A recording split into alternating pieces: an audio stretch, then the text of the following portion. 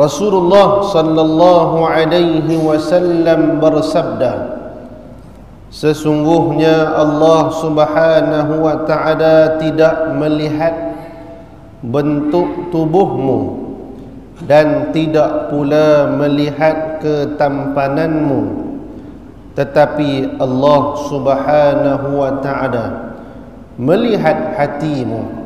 Riwayat Muslim. Hadis ni masya-Allah, Rasulullah sallallahu alaihi wasallam memberikan satu gambaran tempat pandang sisi Allah Subhanahu wa taala kepada makhluk. Nabi sebut Allah taala tidak melihat kepada tubuh badan kita, disebabkan Allah taala jugalah yang menciptakan kita.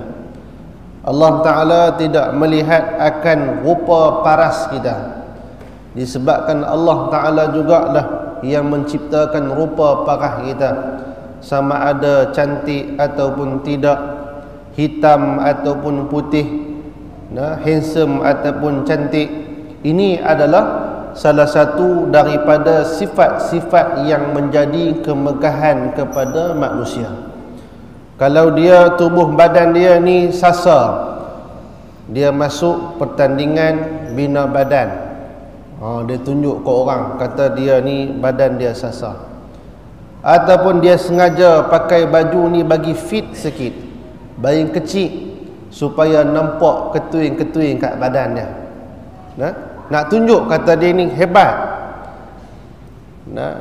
Dan kalau contoh muka dia cantik, comel dan sebagainya, memang rajin dia selfie.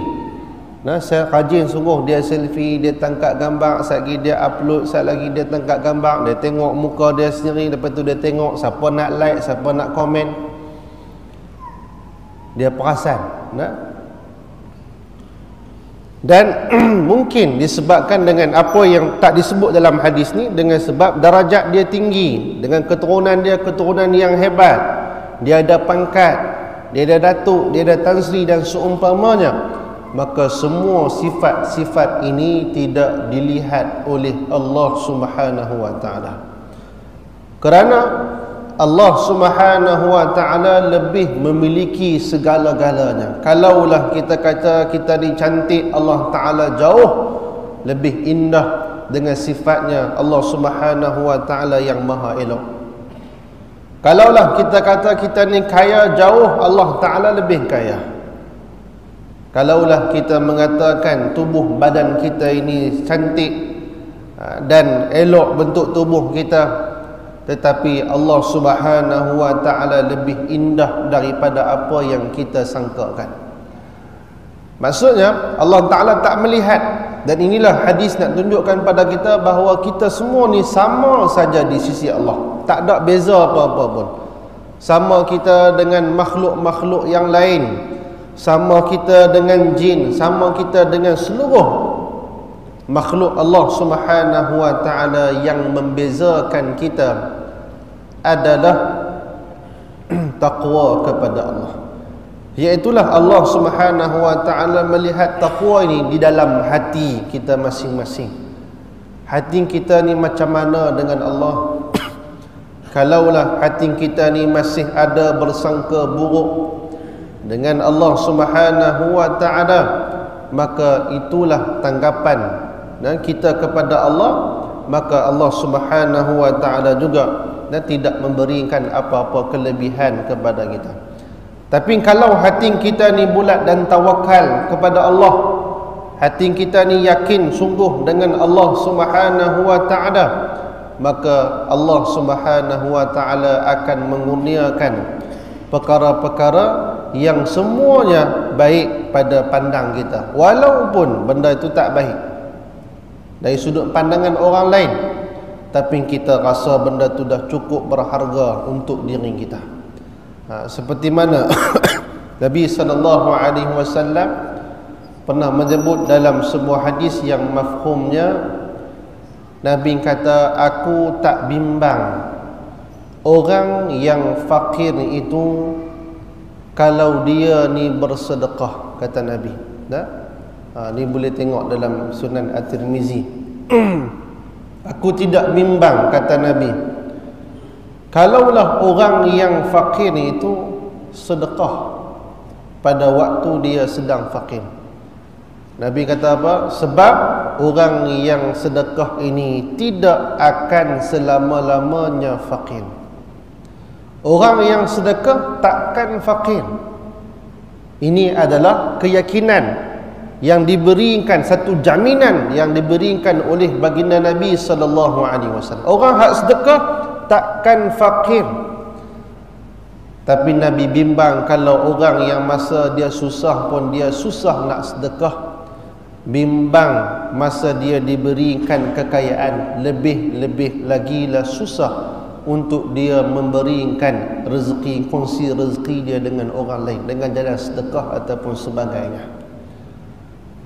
Sehingga kan kebimbangan Nabi ni kata, kalaulah kebimbangan aku ni tak risau kalau seorang, satu kumpulan perempuan yang pada zaman itu, zaman Nabi, bermusafir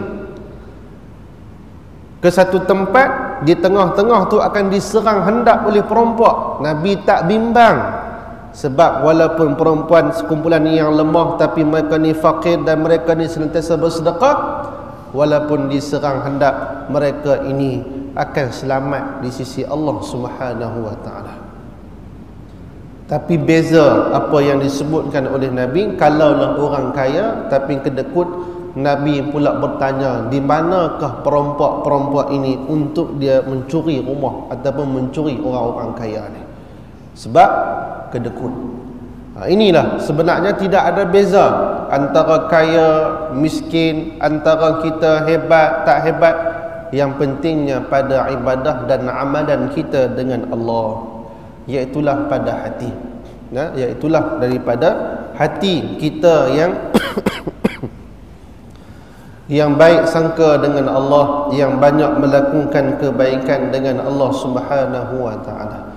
Sebab rupa bukanlah sebagai tanda ukur dia ni baik tidak ataupun tidak.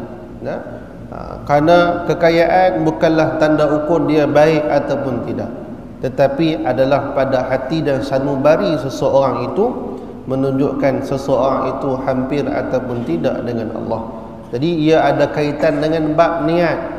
Apa kaitannya? Ialah hati ini tempat untuk berniat. Hati ini adalah tempat mahalluha ataupun niat, tempatnya adalah pada hati. Kita niat apa-apa saja, semua mai daripada lintasan hati. Jadi hati inilah tempat kita dilihat oleh Allah. Walaupun kita ni buat benda baik, kita buat benda baik, tetapi hati kita tak niat seperti mana perbuatan baik kita tak dikurniakan pahala di sisi Allah. Kita main niat mengaji baik, tapi mengaji kita ni tak sama dengan niat kita. Niat apa mengaji ni? Niat aku ni kalau pandai, aku nak tunjuk kata aku ni hebat banding orang lain. Wal-iyazubillah. Maksudnya niat tak sama dengan perbuatan yang baik tu. Dan tak boleh juga kalau dia buat jahat, dia niat baik pun tak boleh juga. Dia mencuri, tak apalah aku mencuri ni habis aku nak sedekah, tu pun tak boleh juga. Tak kenalah niat baik tapi perbuatan jahat. Allah Ta'ala kira pada perbuatan. Dan bila perbuatan tu baik tapi Allah Ta'ala tengok pula pada hati, maksudnya kedua-duanya kena seiring. Perbuatan yang baik dan seiring dengan hati yang ikhlas kepada Allah Subhanahu wa taala. Baca Al-Quran tujuannya untuk apa?